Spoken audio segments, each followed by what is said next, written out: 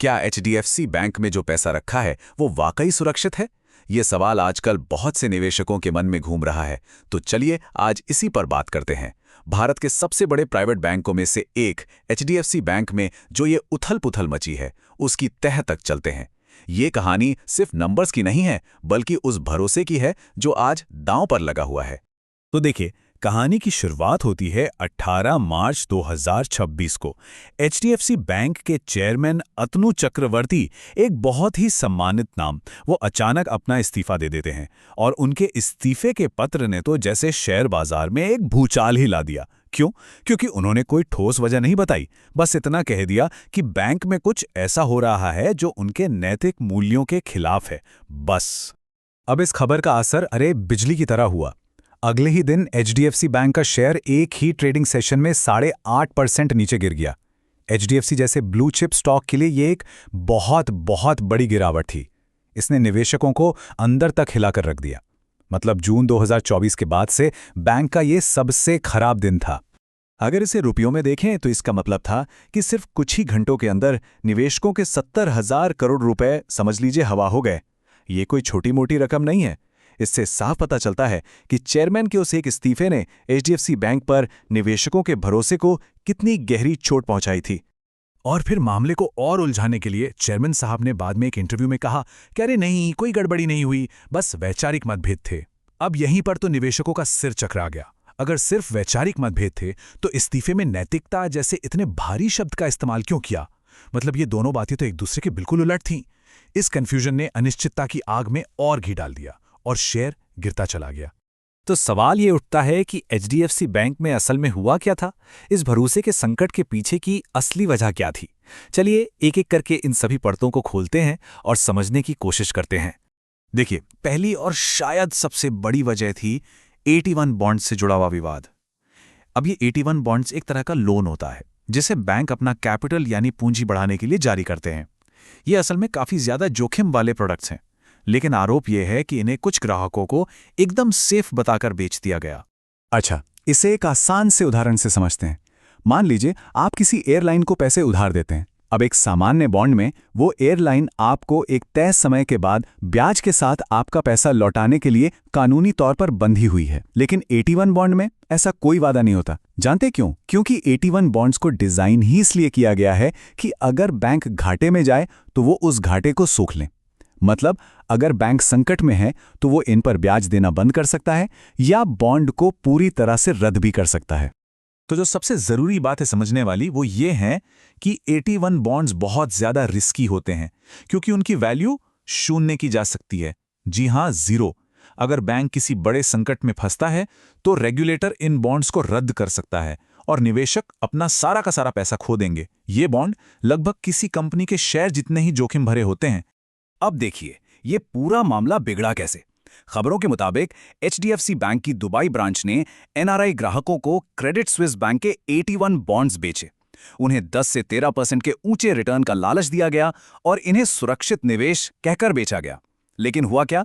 मार्च 2023 में जब Credit Suisse bank डूबने की कगार पर आया तो स्विट्जरलैंड के रेगुलेटर ने बैंक को बचाने के लिए इन बॉन्ड्स की वैल्यू को जीरो कर दिया। नतीजा, निवेशकों का सारा पैसा एक झटके में डूब गया। तो एक तो ये बॉन्ड वाला मामला था। अब कहानी में एक और मोड़ आता है।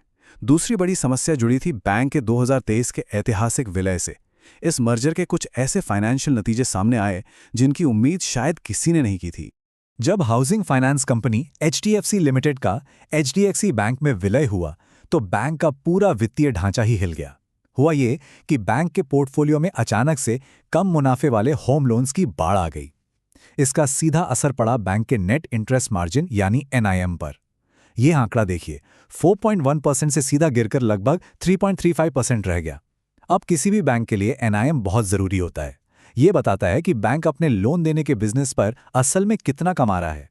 और गिरता हुआ एनआईएम एक साफ इशारा है कि बैंक की प्रॉफिट कमाने की क्षमता कम हो रही है। अब इसमें एक और छिपी हुई लागत थी।